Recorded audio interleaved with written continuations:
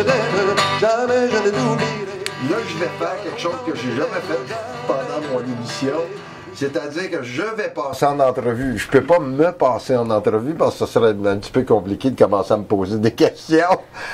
Qui étaient tes influences dans la région, les artistes de la région? Je sais qu'il y avait beaucoup de chanteurs, de violonneux. Il faut que je commence à la maison. Chez moi, c'était un peu la place où on avait les veillées, comme je suis un peu la dernière génération qui ont connu les veillées, à cause de mon père, parce que lui était joueur de banjo, ce qu'on appelle du tenor banjo. Fait que c'est banjo à 4 cordes, au lieu d'à 5 cordes, comme du bluegrass. Puis, fait que, tu sais, il y avait des violonneux, ça se ramassait chez nous, ça chantait des chansons à l'époque.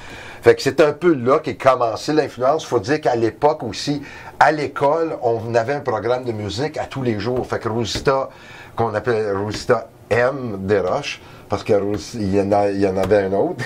Fait que Rosita M, c'était musique. C'était musique. Puis c'est elle qui, tu sais, puis on avait un programme de la musique à tous les jours, là. C'est plus comme... Fait que nous autres, on apprenait du folklore. Gilles Vigneault, j'aurais jamais découvert sans que ça aurait été, tu sais, à l'élémentaire. C'est vraiment elle qui nous a fait découvrir ces choses-là. Il y a bien des lunes au pays des Hurons.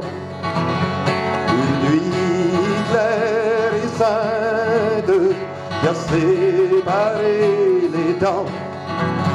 Le grand Gigi Manitou par les anges nous envoie un message d'espoir.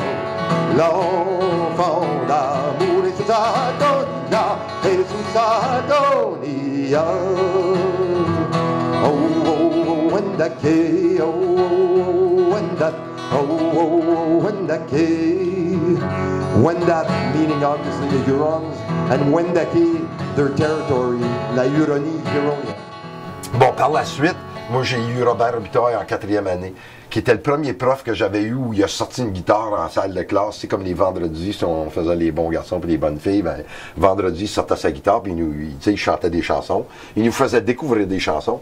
Puis, par la suite, il y a eu des cafés chantants, d'ailleurs, où Robert Robitaille était le maître de cérémonie. Fait que j'ai chanté à plusieurs cafés chantants. Et dans ce trou, il y a un nid. Mais j'ai continué de ma part à chanter à gauche et à droite. Je chantais comme j'ai dit, du folk anglais, Lightfoot, Dylan, Neil Young, des affaires comme ça, John Prine, du rock, dans des danses, puis des choses comme ça, des mariages. Puis après ça, ben là, j'ai découvert le côté francophone à travers Garoulou, 1755, Robert Paquette. C'est un peu de là qu'est venue ma connaissance d'artiste professionnel franco-ontarien.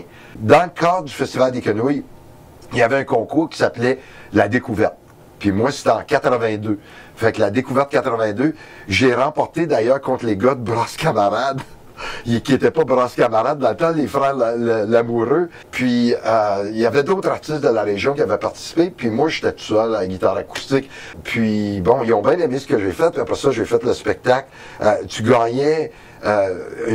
faire la première partie du spectacle, puis j'ouvrais le show pour, entre autres, le Père Gédéon. C'était comme une légende. Puis de fait, c'était pas juste avec le Père Gédéon, lui était le côté comédie, mais il y avait Paul Demers qui faisait un spectacle là. Fait que moi, j'ai ouvert le show, puis mes liens avec Paul qui ont commencé à cette époque-là. Par la suite, bon, j'ai fait des concours, j'ai fait Granby à 3 reprises. Tu sais, à un moment donné, de fil en aiguille, bon, j'ai fait l'album d'où est sorti Wendake, qui est un peu la chanson qui m'a fait beaucoup connaître ici en Ontario.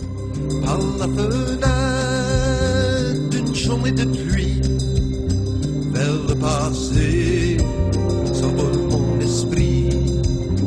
Autant d'ombrage d'une immense forêt, sous ce paysage, comme un grand Manitou il régnait.